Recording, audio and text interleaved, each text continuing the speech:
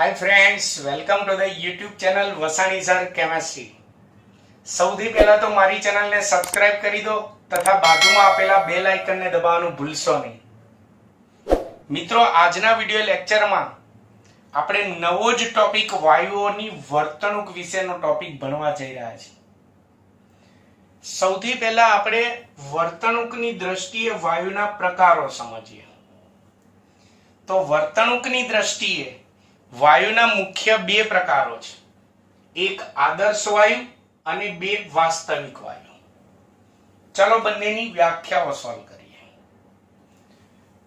મારી પાસે કોઈ વાયુ છે, એ કોઈ પણ તાપમાને અને દબાણે જો વાયુના નિયમોનું પાલન કરે, વાયુના નિયમો કહો એટલે બોયલનો નિયમ, ચાર્લ્સનો નિયમ, ગેલ્યુસેકનો નિયમ, આ બધા નિયમોનું પાલન કરે અને બીજું આદર્શ વાયુ સમીકરણ યાદ કરો, PV બરાબર nRT, એનું પણ પાલન કરતો હોય તો તે વાયુની વર્તણૂક આદર્શ વર્તણૂક કહેવાય અને એવા વાયુને આદર્શ વાયુ કહેવાય। એટલે આદર્શ વાયુની વ્યાખ્યા આવી રીતે થશે, જે વાયુ કોઈ પણ તાપમાને અને દબાણે વાયુના નિયમો અને આદર્શ વાયુ સમીકરણ PV બરાબર nRT નું પાલન કરે તો તેની વર્તણૂકને આદર્શ વર્તણૂક કહે છે। આવા વાયુને આદર્શ વાયુ કહે છે। ચલો, વાસ્તવિક વાયુ કોને કહેવાય? ધારો કે મારી પાસે વાયુ છે, એ વાયુના નિયમોનું પાલન નથી કરતો, બોયલનો નિયમ, ચાર્લ્સનો નિયમ, ગેલ્યુસેકનો નિયમ નહીં, આદર્શ વાયુ સમીકરણનું પાલન પણ નથી કરતો, એના માટે PV is not equal to nRT થાય છે, તો તે વાયુ વિચલન દર્શાવે છે તેમ કહેવાય, એની વર્તણૂક વિચલન દર્શાવે છે તેમ કહેવાય અને આવા વાયુને વાસ્તવિક વાયુ કહે છે।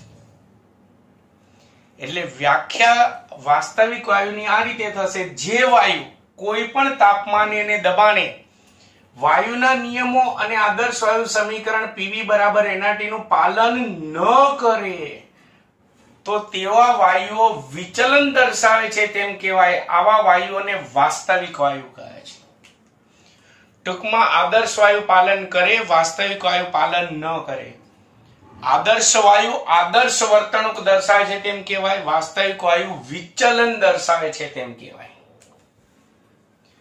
આમે વર્તણૂકની દ્રષ્ટિએ વાયુના પ્રકારો સમજાય એટલે ઘણાને પાછા ડિફિકલ્ટી આવે કે સાહેબ આદર્શ વાયુ એટલે હાઇડ્રોજન, ક્લોરીન, નાઇટ્રોજન, એ બધા આદર્શ વાયુ, કાર્બન ડાયોક્સાઇડ, એમોનિયા, મિથેન, એ બધા વાસ્તવિક વાયુ। એમ નહીં, આપણે વાયુની વર્તણૂકના આધારે પ્રકાર પાડ્યા છે, વાયુના પ્રકારો નથી પાડ્યા। તમે થોડું વિચારો, વાયુના પ્રકાર નથી પાડ્યા, તેની વર્તણૂકના આધારે વાયુના પ્રકાર। એક સિમ્પલ ઉદાહરણ લો કે હાઇડ્રોજન વાયુ, કોઈ પણ વાયુ હોય, પહેલા તો સામાન્ય તાપમાને દબાણે એટલે કે આપણી આસપાસ કોઈ પણ વાયુ ઓરડાના તાપમાને લીધો હોય ને એટલે એ પાલન ન જ કરતો હોય, વિચલન જ દર્શાવતો હોય એટલે વાસ્તવિક વાયુ જ હોય। ધારો કે હું હાઇડ્રોજન વાયુ લઉં છું, પહેલા સમજો, તો અત્યારે તે વિચલન જ દર્શાવતો હોય, પાલન ન કરતો હોય એટલે અત્યારે તે કયો વાયુ કહેવાય? વાસ્તવિક વાયુ। પછી જો હું એનું દબાણ 0 બાર કરી નાખું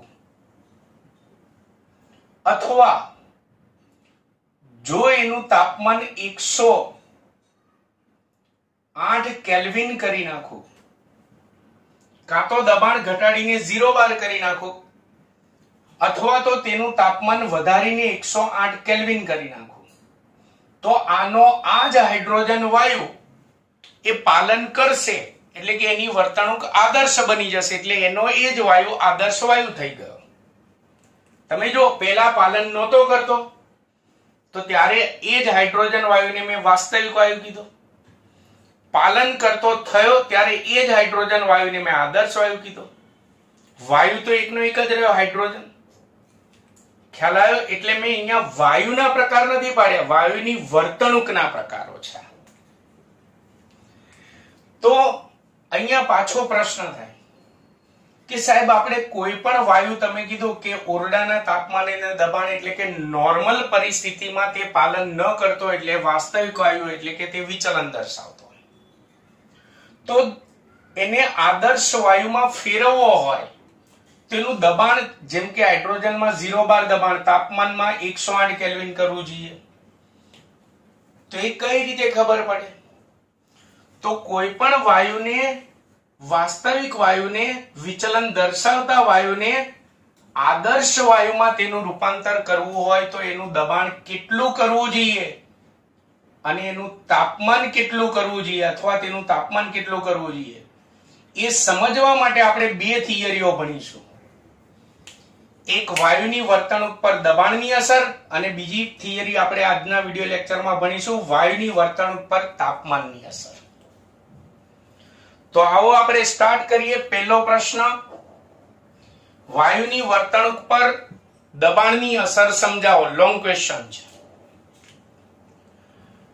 તો સૌથી પહેલા તો દબાણની અસર સમજવા માટે વાયુના દબનીય અવયવ Z ની જરૂર પડે. તે વાયુનો દબનીય અવયવ Z શું છે, એનું સૂત્ર શું? તો કોઈ પણ વાયુ માટે દબનીય અવયવ Z નું મૂલ્ય PV/nRT જેટલું હોય. આ સૂત્ર યાદ રાખવાનું, જાનો દાખલો નહીં આવે. ચલો, ત્યાર પછી દબાણની અસર સમજવા માટે આપણે આલેખ દ્વારા સમજવાનું. તો કયા આલેખ દ્વારા સમજીશું? તો દબાણની અસર આદર્શ વાયુની આદર્શ વર્તણૂક અને વાસ્તવિક વાયુના વિચલન પર દબાણની અસર સમજવા માટે આપણે દબનીય અવયવ Z વિરુદ્ધ દબાણ P નો આલેખ દોરી અને સમજીશું. એટલે આપણે y અક્ષ ઉપર દબનીય અવયવ Z ના મૂલ્યો લેવાના, જેમ કે 0, 0.5, 1, 1.5 ને એ રીતે. અને x અક્ષ ઉપર આપણે દબાણના મૂલ્યો લઈશું. 100 વાતાવરણ, 200 વાતાવરણ, 300 વાતાવરણ, 400 વાતાવરણ, 500 વાતાવરણ, 600 વાતાવરણ, આ રીતે. હવે જેમ જેમ થિયરી ચાલતી જાય તેમ તેમ હું આલેખમાં સમજાવતો જઈશ. હવે આપણે આલેખમાં કેવી રીતે સમજીશું સમજજો. પહેલા આપણે આલેખ દ્વારા આદર્શ વાયુની આદર્શ વર્તણૂક સમજીશું. પછી આલેખ દ્વારા વાસ્તવિક વાયુઓનું વિચલન સમજીશું. અને પછી છેલ્લે થિયરીમાં એન્ડમાં વાસ્તવિક વાયુને આદર્શ વાયુમાં રૂપાંતરિત કરવો હોય તો આપણે એનું દબાણ કેટલું કરવું એ છેલ્લે આવશે. ક્લિયર કેવી રીતે ભણવાના છે? ચાલો સ્ટાર્ટ કરીએ. પહેલા મારે આલેખ દ્વારા આદર્શ વાયુની આદર્શ વર્તણૂક સમજાવી છે. તો સમજજો, આદર્શ વાયુ માટે હંમેશા એટલે એનો મતલબ કે નીચું દબાણ હોય કે પછી ઊંચું દબાણ હોય, એના માટે હંમેશા Z = 1 હોય છે. શા માટે? તેનું કારણ કે આપણે વ્યાખ્યામાં કીધું આદર્શ વાયુ જે હોય એ PV/nRT નું પાલન કરે. એટલે આદર્શ વાયુ માટે PV બરાબર શું હોય? nRT. ચલો, કોઈ પણ પદમાં ગુણાકારમાં 1 લખી શકાય આપણે. તો આ nRT ગુણાકારમાં છે, સામે જાય તો ભાગાકારમાં, એટલે માટે PV/nRT બરાબર 1 થાય. ચલો, PV/nRT ને આપણે શું કીધું? વાયુનો દબનીય અવયવ Z. તો આના બદલે Z લખી નાખો તો માટે Z બરાબર શું થયું? 1. એટલે કોઈ પણ આદર્શ વાયુ માટે હંમેશા નીચું દબાણ હોય કે ઊંચું દબાણ હોય, Z = 1 જ હોય. એટલે જો આલેખમાં ધારો કે 100 બાર દબાણ હોય, 100 વાતાવરણ દબાણ હોય તો એના માટે Z બરાબર 1 હોય. 200 હોય તોય Z બરાબર 1. 300 વાતાવરણ હોય તોય Z બરાબર 1. 400 વાતાવરણ હોય તોય Z બરાબર 1. 500 હોય તોય Z બરાબર 1. 600 હોય તોય Z બરાબર 1. અને પછી એને તમે આમ જોડી દો તો x અક્ષને સમાંતર રેખા મળશે. એટલે ટૂંકમાં આ Z બરાબર 1 છે. કયા વાયુ માટે? તો આદર્શ વર્તણૂક દર્શાવતા આદર્શ વાયુ માટે. નીચું દબાણે પણ Z બરાબર 1 હોય, મધ્યમ દબાણ હોય તોય Z બરાબર 1 હોય અને ઊંચું દબાણ હોય તોય Z બરાબર 1 જ હોય. આ આદર્શ વાયુની આદર્શ વર્તણૂક સમજાવી. ચલો હવે વાસ્તવિક વાયુ જે છે એનું વિચલન સમજાવીએ. એ ઉદાહરણ સાથે સમજાવીશું. 5 વાયુના ઉદાહરણ લઈશું. પહેલા તો વાસ્તવિક વાયુ માટે કદી z બરાબર 1 ના હોય, z is not equal to 1 હોય. પહેલા તો શા માટે?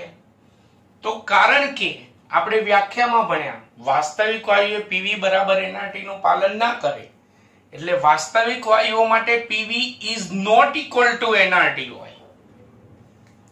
ચલો ગુણાકારમાં 1 લખી શકાય, તો nRT ગુણાકારમાં સામે જાય તો ભાગાકારમાં, તો માટે PV upon nRT is not equal to 1 થયું. પીવી અપોન nRT ને આપણે દબની હવે z કહીએ છીએ, તો માટે z is not equal to 1 થયું. તો વાસ્તવિક વાયુ માટે હંમેશા z is not equal to 1 હોય. z is not equal to 1 હોય તો એનો મતલબ કે વાસ્તવિક વાયુ માટે કાં તો z ગ્રેટર ધેન 1 હોય, એક કરતા z નું મૂલ્ય 1 કરતા વધારે હોય, અથવા z લેસ ધેન 1 હોય, એટલે કે z નું મૂલ્ય 1 કરતા ઓછું હોય. ક્લિયર? દાખલા તરીકે હવે આપણે ઉદાહરણ લઈએ. દાખલા તરીકે આપણે પહેલું ઉદાહરણ લઈએ હાઇડ્રોજન અને હિલિયમ વાયુઓ માટે. જોજો એનું વિચલન મેં તમને સ્ટાર્ટિંગમાં કીધું, કોઈ પણ વાયુ નોર્મલ અવસ્થામાં લો ત્યારે વિચલન જ દર્શાવતો હોય, એટલે કે તે વાસ્તવિક વાયુ જ હોય. છેલ્લે આપણે તેને આદર્શ વાયુમાં રૂપાંતર કરવા માટે દબાણ કેટલું કરવું એ છેલ્લે. તો હાઇડ્રોજન અને હિલિયમ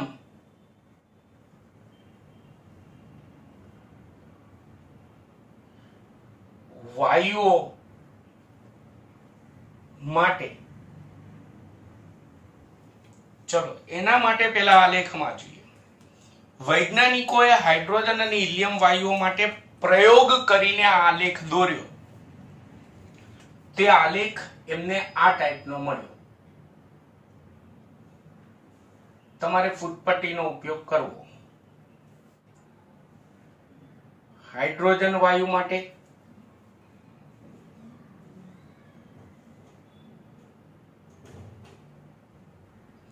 અને હિલિયમ વાયુ માટે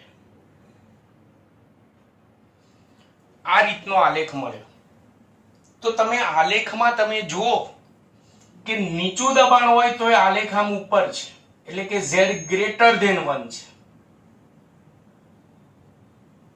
અને ઊંચું દબાણ હોય તો પણ આલેખ ઉપર જ મળે છે, એટલે કે z ગ્રેટર ધેન 1 થાય છે. એટલે હાઇડ્રોજન અને હિલિયમ વાયુઓ માટે મુદ્દો શરૂ છે. હું અહીંયા મુદ્દાના ટુકડા કરું તમને સહેલું લાગે એટલા માટે. હાઇડ્રોજન અને હિલિયમ વાયુઓ માટે કોઈ પણ દબાણે, એટલે કે હંમેશા લખું ને એટલે સમજી લે, કોઈ પણ દબાણે એટલે કે નીચું દબાણ હોય કે ઊંચું દબાણ હોય, હંમેશા z ગ્રેટર ધેન 1 હોય છે. એટલે કે નીચું દબાણ હોય તોય આલેખ આપણને ઉપરના ભાગમાં મળશે, ઊંચું દબાણ હોય તો પણ આલેખ આપણને ઉપરના ભાગમાં જ મળશે. આ સીધી રેખા જેવું સમજી લેજો, ફૂટપટ્ટીથી મેં દોરી નથી એટલા માટે. z ગ્રેટર ધેન 1 મળ્યો છે. z ઇઝ ઇક્વલ ટુ 1 મળે તો તે આદર્શ વાયુ કહેવાય, તેની વર્તણૂક આદર્શ કહેવાય. પણ z ઇઝ ઇક્વલ ટુ 1 નથી મળ્યો, એટલે તે કયા વાયુ કહેવાય? વાસ્તવિક વાયુ. વાસ્તવિક વાયુ શું કરે? વિચલન દર્શાવે. તો યાદ રાખજો, z ગ્રેટર ધેન 1 મળે ને તો એને કહેવાય ધન વિચલન દર્શાવે છે તેમ કહેવાય.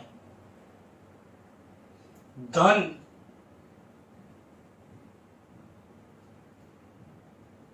વિચલન દર્શાવે છે તેમ કહેવાય. અને જો z લેસ ધેન 1 મળે ને તો સમજી લેવાનું કે તે ઋણ વિચલન દર્શાવે છે તેમ કહેવાય. પણ હાઇડ્રોજન અને હિલિયમ વાયુ માટે હંમેશા, એટલે કે નીચું દબાણ હોય કે ઊંચું દબાણ, z ગ્રેટર ધેન 1 હોય છે. માટે તેઓ કોઈ પણ દબાણે, જોજો શબ્દ હું અહીંયા ટૂંકમાં લખીશ, માટે તેઓ કોઈ પણ દબાણે હંમેશા ધન વિચલન દર્શાવે છે.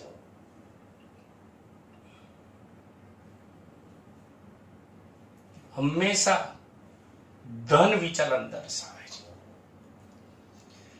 ધન વિચલન દર્શાવે કે ઋણ વિચલન દર્શાવે, ફરક શું પડે? ઘણાને એમ થાય ને મનમાં કે સાહેબ ધન વિચલન દર્શાવે તો શું ફરક પડ્યો? જો તેઓ ધન વિચલન દર્શાવે છે માટે, જોજો ધન વિચલન દર્શાવે છે માટે તેઓ કોઈ પણ દબાણે અન્ય વાસ્તવિક વાયુઓની સરખામણીમાં ઓછા દબનીય હોય છે. કોઈ પણ દબાણે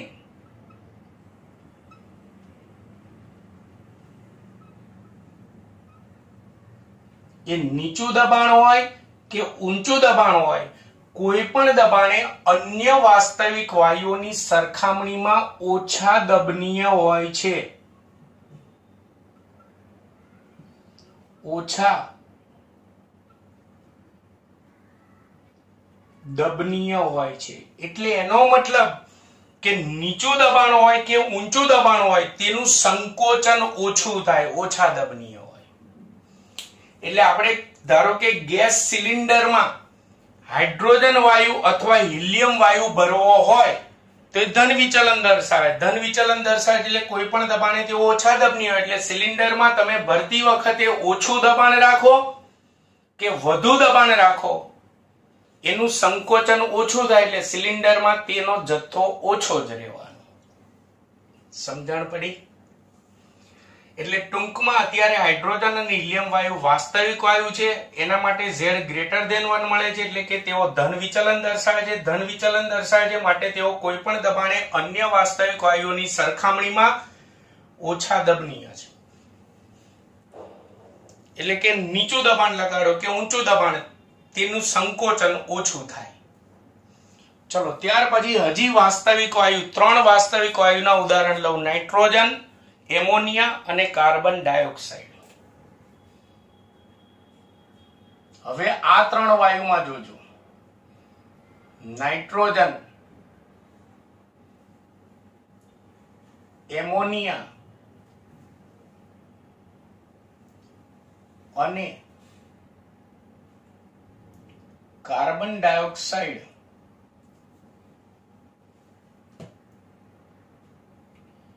જેવા વાયુઓ માટે,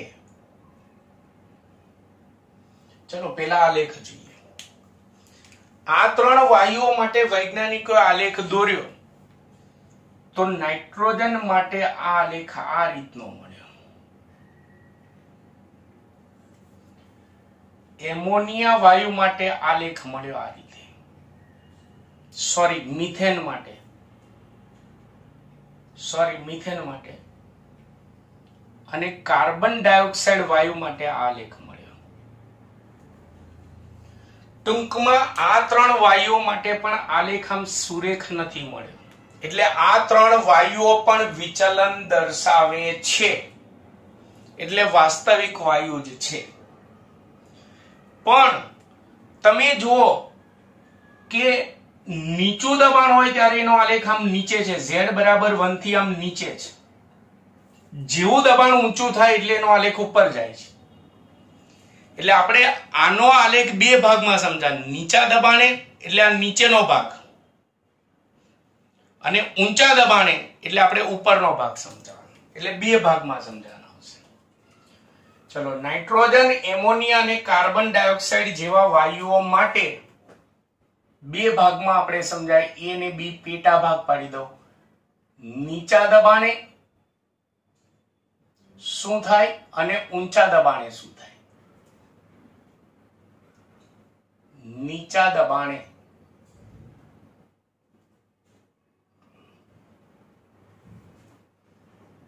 અને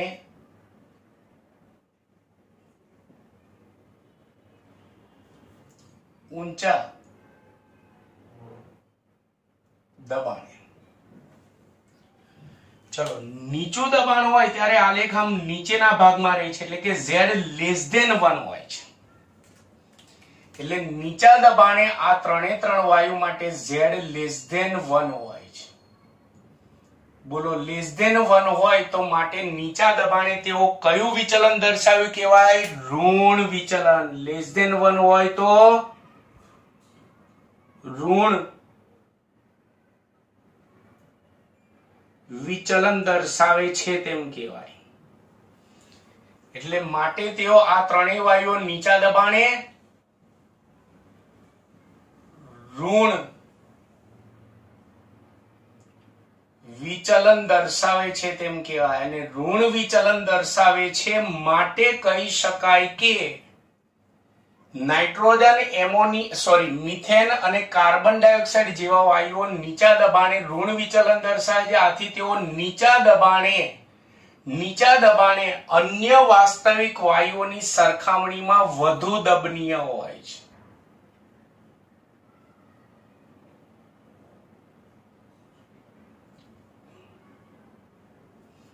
એટલે કે આ વાયુઓ પર નીચું દબાણ હોય ત્યારે એનું સંકોચન વધુ થાય. ચલો ઊંચું દબાણ થઈ જાય ત્યારે એનો આલેખ આમ ઉપરના ભાગમાં જતો રહે. એટલે આટલેથી આટલા ભાગની વાત કરી રહ્યા છે. હવે તો ઉપરના ભાગમાં ગયો એટલે Z ગ્રેટર ધેન 1 થઈ ગયો. એટલે ઊંચા દબાણે આ વાયુઓ માટે Z ગ્રેટર ધેન 1 હોય છે. ચલો Z ગ્રેટર ધેન 1 હોય છે એટલે વિચલન તો દર્શાવે છે, પણ કયું વિચલન દર્શાવે છે? ધન વિચલન. એટલે માટે ઊંચા દબાણે તેઓ ધન વિચલન દર્શાવે છે. ઊંચા દબાણે તેઓ ધન વિચલન દર્શાવે છે. ધન વિચલન દર્શાવે છે. આથી કહી શકાય કે ઊંચા દબાણે તેઓ અન્ય વાસ્તવિક વાયુઓની સરખામણીમાં ઓછા દબનીય હોય છે. મેં ધન વિચલનમાં કીધું ઓછા દબનીય હોય. ઓછા દબનીય હોય છે એટલે એનો મતલબ શું થયો કે આ વાયુઓ પર ઊંચું દબાણ લાગે ને ત્યારે તેનું સંકોચન ઓછું થશે. એટલે તમે વિચારી લો, જો આ સમજૂતી માટે માત્ર જાણકારી માટે તમને કહું, મારે ગેસ સિલિન્ડરમાં નાઇટ્રોજન મિથેન અથવા કાર્બન ડાયોક્સાઇડ ચારમાંથી એક વાયુ મારે અંદર ભરવો છે. મારે જેમ બને તેમ સિલિન્ડરમાં આ વાયુ વધારે ને વધારે ભરવો છે.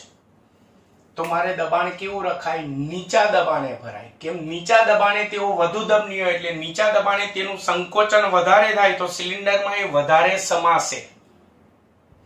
પણ જો ઊંચા દબાણે આપણે ભરીશું તો ઊંચા દબાણે તેઓ ઓછા દબનીય હોય એટલે ઓછું સંકોચન થાય. ઓછું સંકોચન થાય તો એ ઓછો વાયુ સમાશે. એટલે મારે ગેસ સિલિન્ડરમાં જો આ વાયુ ભરવો હોય તો નીચા દબાણે ભરાય, કેમ કે નીચા દબાણે તેઓનું સંકોચન વધુ થાય, વધુ દબનીય.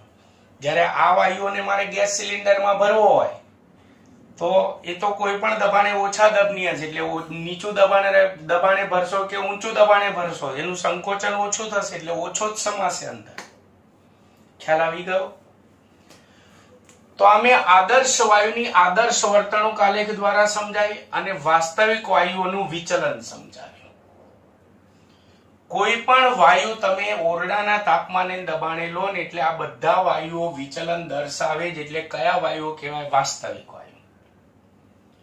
ચલો હવે આ બધા પાંચે પાંચ વાયુઓને મારે આદર્શ વાયુમાં રૂપાંતર કરવું છે. એટલે કે આ બધાનું પાલન કરતા કરવું છે. એટલે કે એની વર્તણૂક વિચલન દર્શાવે છે એમાંથી આદર્શ વર્તણૂક દર્શાવતા કરવા છે મારે. તો જો એટલે હવે આ બધા વાસ્તવિક વાયુને આદર્શ વાયુમાં રૂપાંતરિત કરવા તો દબાણ કેટલું કરવું જોઈએ? તો હવે જો આ બધાનું દબાણ ઘટાડીને આ બધા જ વાયુઓનું દબાણ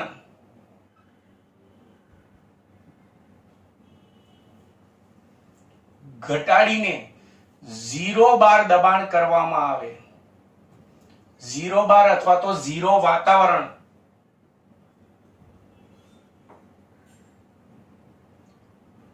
કરવામાં આવે તો જો આલેખમાં hydrogen, helium, nitrogen, methane, carbon dioxide આ બધાનું દબાણ ઘટાડો 0 કરી નાખો. એટલે આ બધાનું દબાણ ઘટાડો ઘટાડો ઘટાડો 0 કરો એટલે 0 બાર દબાણે તેના માટે દબનીય z બરાબર કેટલો થઈ જશે 1. જો દબાણ ઘટાડો ઘટાડો ઘટાડો એટલે 0 બાર દબાણ કરી નાખો એટલે તેના માટે z બરાબર 1 થઈ જાય. z બરાબર 1 થઈ જાય તો એની વર્તણૂક આદર્શ વર્તણૂક થઈ જશે. પછી તે વાયુના નિયમોનું પાલન કરશે અને આદર્શ વાયુ સમીકરણનું પણ પાલન કરશે. એટલે તે આદર્શ વાયુમાં રૂપાંતરિત થયા.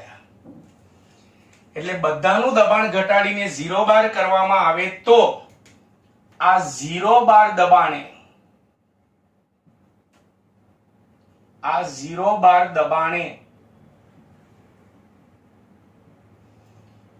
બધા વાયુઓ માટે z ગ્રેટર ધેન 1 થાય.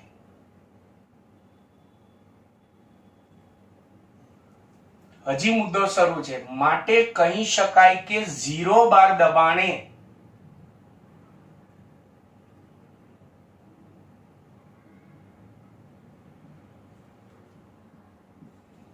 આ બધા જ વાયુઓ આદર્શ વર્તણૂક દર્શાવે છે તેમ કહેવાય. એટલે કે આદર્શ વાયુ છે તેમ કહેવાય. આદર્શ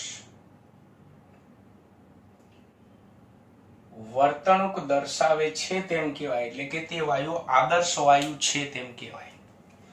એટલે કોઈ પણ વાસ્તવિક વાયુ હોય, આ થિયરી પરથી આપણને શું બોધપાઠ મળે કે કોઈ પણ વાયુ તમે નોર્મલ અવસ્થામાં લો એટલે વિચલન જ દર્શાવશે. એટલે કે વાસ્તવિક વાયુ જ હશે. એને જો મારે આદર્શ વાયુમાં રૂપાંતરિત કરવો હોય તો તેનું દબાણ ઘટાડીને 0 બાર એટલે કે 0 વાતાવરણ કરવું પડે. તો એ વાસ્તવિક વાયુનું રૂપાંતર શામાં થશે? આદર્શ વાયુમાં થશે. ક્લિયર? હજી આપણી આ થિયરી શરૂ છે.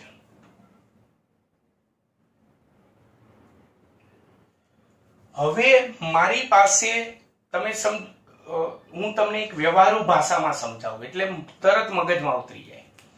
મારી પાસે હાઇડ્રોજન વાયુ છે એક વાયુ પાત્રમાં, બીજા વાયુ પાત્રમાં પણ હાઇડ્રોજન વાયુ છે.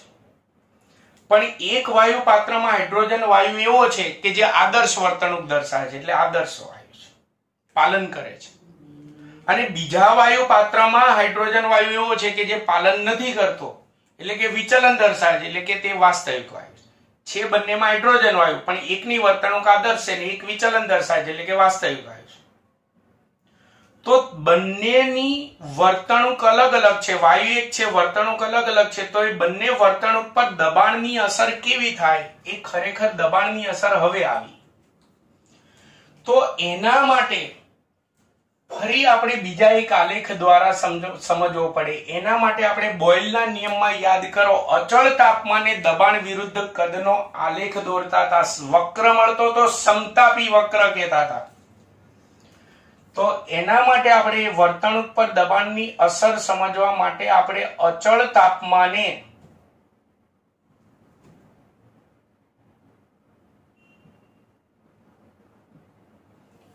વાયુના દબાણ વિરુદ્ધ કદના મૂલ્યો મેળવી અને તેનો સમતાપી વક્ર દોરવામાં આવે છે.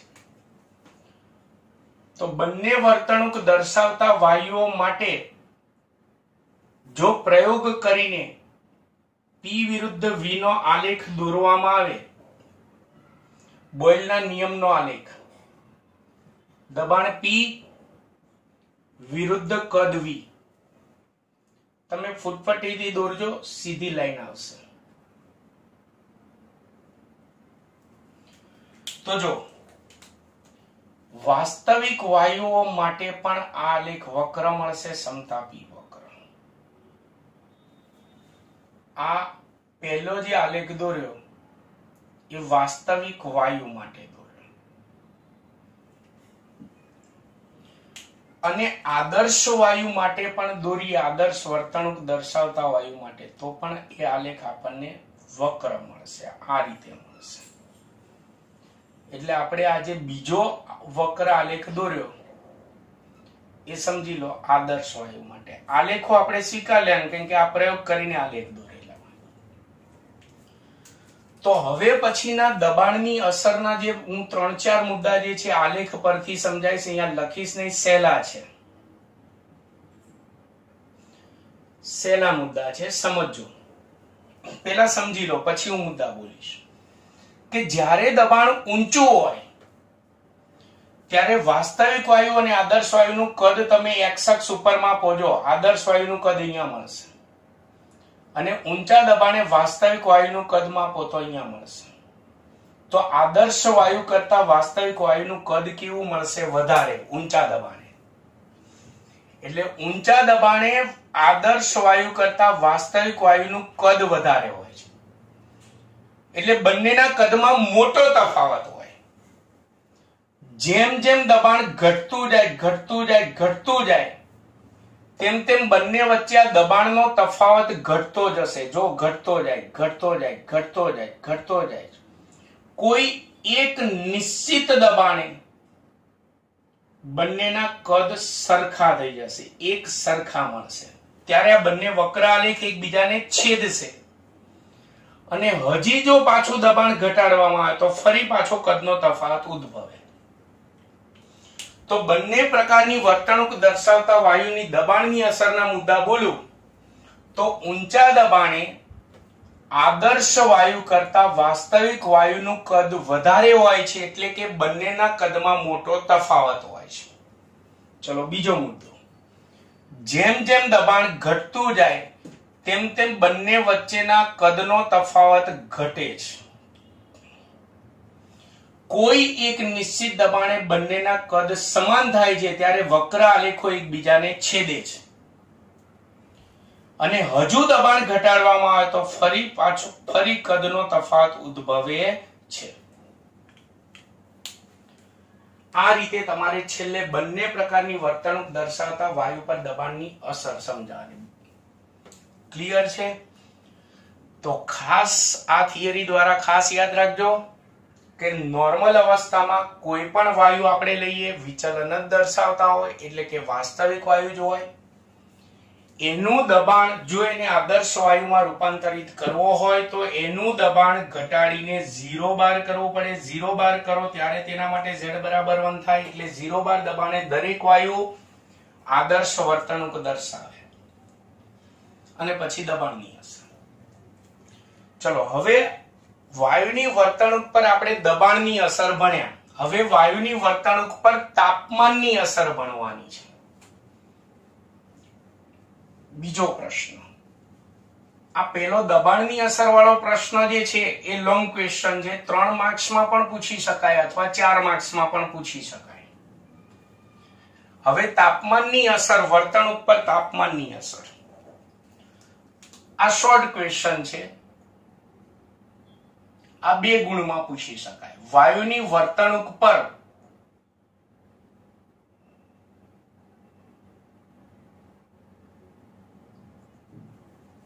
તાપમાનની અસર સમજાવો. આમાં પણ આપણે બોયલના નિયમના આલેખનો ઉપયોગ કરીશું. બોયલના નિયમમાં મેં 2 આલેખ તમને મોઢે કરવાના કીધા હતા, સમજાવ્યા હતા. તે જે બીજો આલેખ જે હતો પીવી વિરુદ્ધ પી નો આલેખ, એ આલેખનો ઉપયોગ કરવાનો છે.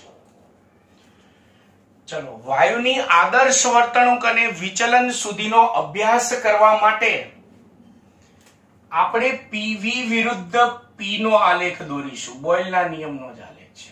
અચળ તાપમાન.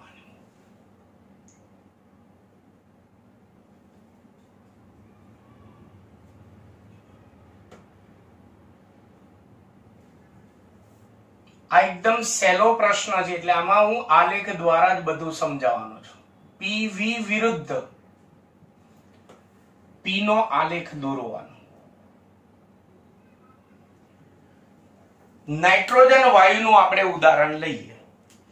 નાઇટ્રોજન વાયુ માટે ચલો અત્યારે નાઇટ્રોજન વાયુ લઈએ નોર્મલ અવસ્થામાં તો કયો હોય? વાસ્તવિક વાયુ હોય.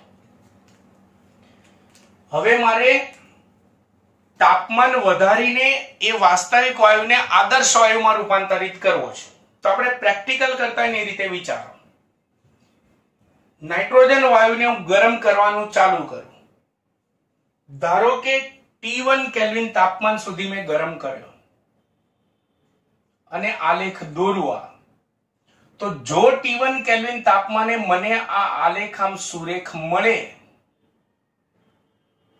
તો એનો મતલબ એ બોયલના નિયમનું પાલન કરશે તો એ આદર્શ વાયુ બની ગયો. પણ ના, મને પ્રેક્ટિકલ દરમિયાન આ આલેખ હજી T1 તાપમાને સુરેખ મળતો નથી, પણ આ રીતે ધારો કે વક્ર મળે છે. તેનો મતલબ કે હજી T1 તાપમાને તે વિચલન દર્શાવે છે. હંમેશા આવું યાદ રાખજો, x અક્ષને સમાંતર સુરેખ રેખા મળે ને જે તાપમાને સુરેખ રેખા મળે ને ત્યાં તે આદર્શ વર્તણૂક દર્શાવતો થઈ જશે, એટલે કે ત્યાં તે આદર્શ વાયુ થઈ જશે. અને જ્યાં સુધી વક્ર મળે ત્યાં સુધી સમજી લે તે વિચલન દર્શાવે છે. ચલો T1 તાપમાને મને સુરેખ નથી મળતો, વક્ર મળે છે આલેખ, એટલે એનો મતલબ કે તે વિચલન દર્શાવે છે. કશો વાંધો નહીં, હજી ગરમ કરવાનું ચાલુ રાખો.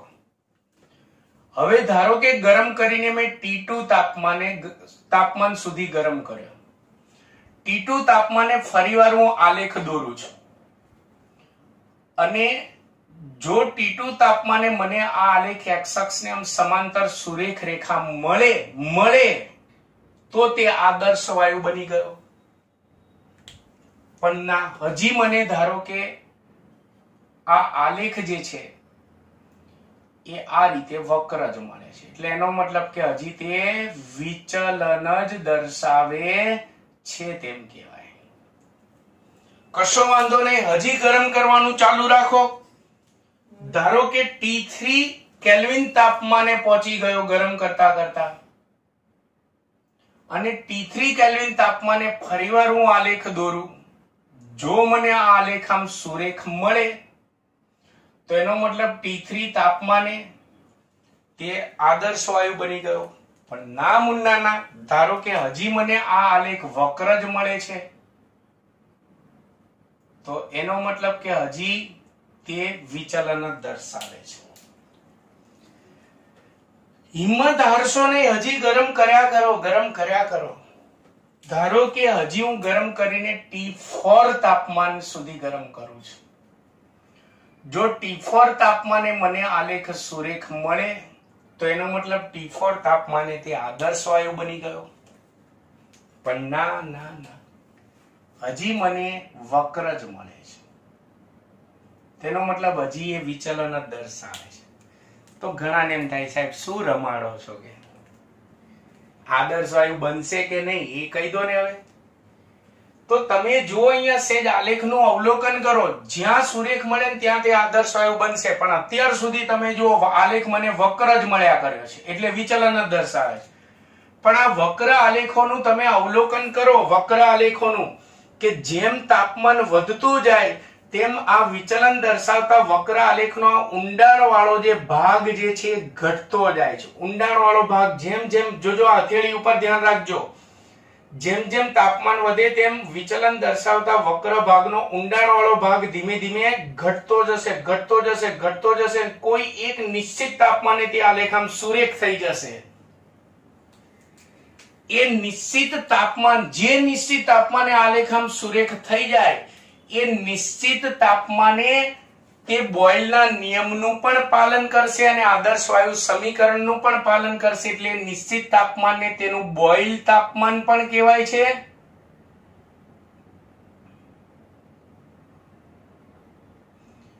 એ નિશ્ચિત તાપમાનને તેનું બોઇલ તાપમાન પણ કહેવાય છે અથવા તેનું આદર્શ તાપમાન પણ કહેવાય છે. હા, જુદા જુદા વાયુઓ માટે આ બોઇલ તાપમાન જે છે જુદું જુદું હોય. જેમ કે નાઇટ્રોજન વાયુ માટે વાત કરીએ, નાઇટ્રોજન વાયુ માટે તો નાઇટ્રોજન વાયુને તમે ગરમ કરતા જાવ તો શરૂઆતમાં આલેખ વક્ર જ મળશે, એટલે કે વિચલન જ દર્શાવશે. પણ આ વક્રનો ઊંડાણ વાળો ભાગ ઘટતો જશે. નાઇટ્રોજન વાયુ માટે 332 કેલ્વિન તાપમાને આલેખ સુરેખ થઈ જશે. એટલે 332 કેલ્વિન તાપમાને તે બોયલના નિયમનું અને આદર્શ વાયુ સમીકરણનું પાલન કરશે. એટલે 332 કેલ્વિન તાપમાને તે આદર્શ વાયુ બની ગયો. એટલે આ 332 કેલ્વિન તાપમાનને તેનું બોઇલ તાપમાન અથવા આદર્શ તાપમાન કહેવાય. જુદા જુદા વાયુ માટે આ તાપમાન જુદું જુદું હોય. ધારો કે હાઇડ્રોજનની વાત કરીએ તો હાઇડ્રોજન માટે શરૂઆતમાં આ વિચલન દર્શાવતો આલેખ વક્ર જ મળશે. ધીમે ધીમે તાપમાન વધારતા જાઓ એટલે ઊંડાણવાળો ભાગ ઘટતો જશે 108 કેલ્વિન તાપમાને તે સમસૂરેખ બની જશે. એટલે એનો મતલબ 108 કેલ્વિન તાપમાને તે બોયલના નિયમનું પાલન કરશે અને આદર્શ વાયુ સમીકરણનું પાલન કરશે. એટલે 108 કેલ્વિન તાપમાને તે આદર્શ વાયુ બન્યો. આ તાપમાનને તેનું બોઇલ તાપમાન અથવા તેનું આદર્શ તાપમાન કહેવાય છે. એટલે જો આપણે તાપમાનનો વધારો કરીને વાસ્તવિક વાયુને આદર્શ વાયુમાં ફેરવવો હોય તો ધીમે ધીમે તાપમાન વધારતું જવાનું. જે નિશ્ચિત તાપમાન ધીમે ધીમે તાપમાન વધારશો એટલે આ વક્ર આલેખનો આ જે ઊંડાણ વાળો ભાગ જે છે ધીમે ધીમે ઘટતો જશે. કોઈ એક સમય એવો આવશે કે કોઈ એક નિશ્ચિત તાપમાને આલેખ આમ સુરેખ થઈ જાય એટલે એ નિશ્ચિત તાપમાને તે આદર્શ વાયુમાં રૂપાંતરિત થઈ જશે. બોયલના નિયમનું પાલન કરશે, અન્ય નિયમોનું પાલન કરશે. બોયલનું પાલન કરે એટલે અન્ય નિયમનું પાલન કરે અને આદર્શ વાયુ સમીકરણનું પાલન કરશે એટલે તેની વર્તણૂક આદર્શ બની જશે. એટલે વાસ્તવિક વાયુનું રૂપાંતર શામાં થઈ જશે? આદર્શ વાયુમાં થઈ જશે. એ તાપમાનને કહેવાશે બોઇલ તાપમાન. એમસીક્યુ માટે ખાસ યાદ રાખજો, નાઇટ્રોજન મનનું બોઇલ તાપમાન અથવા તો આદર્શ તાપમાન કેટલું? તો 332 કેલ્વિન. અને હાઇડ્રોજન વાયુ માટે બોઇલ તાપમાન અથવા આદર્શ તાપમાન કેટલું? તો 108 કેલ્વિન. તો મિત્રો આજના વિડિયો લેક્ચરમાં મેં બે પ્રકારની વર્તણૂક સમજાવી. વર્તણૂકના આધારે વાયુના બે પ્રકારો પાડ્યા. એના ઉપર દબાણની અસર ભણ્યા અને એના ઉપર તાપમાનની અસર ભણ્યા. દબાણની અસરમાં યાદ રાખજો, વાસ્તવિક વાયુને આદર્શ વાયુમાં રૂપાંતરિત કરવું હોય તો દબાણ ઘટાડીને 0 બાર કરવું પડે. અને તાપમાનના આધારે વાસ્તવિક વાયુને આદર્શ વાયુમાં રૂપાંતરિત કરવું હોય તો તાપમાન વધારતું જવાનું, આલેખ દોરતો જવાનો. જે તાપમાને આલેખ સુરેખ મળે ત્યાં તે આદર્શ વાયુ થઈ જશે. તો આ વાયુની વર્તણૂકનો આખો ટોપિક પૂરો, જેમાં બે થિયરી આવી, દબાણની અસર અને તાપમાનની અસર. આશા રાખું છું કે બધાને ખ્યાલ આવી ગયો હશે. જો મિત્રો તમને મારો વિડિયો લેક્ચર ખૂબ જ સારો લાગ્યો હોય તો જરૂરથી સારી કમેન્ટ કરો. મારા વિડિયોને લાઈક અને સબસ્ક્રાઇબ કરવાનું તો ભૂલતા જ નહીં. નમસ્કાર.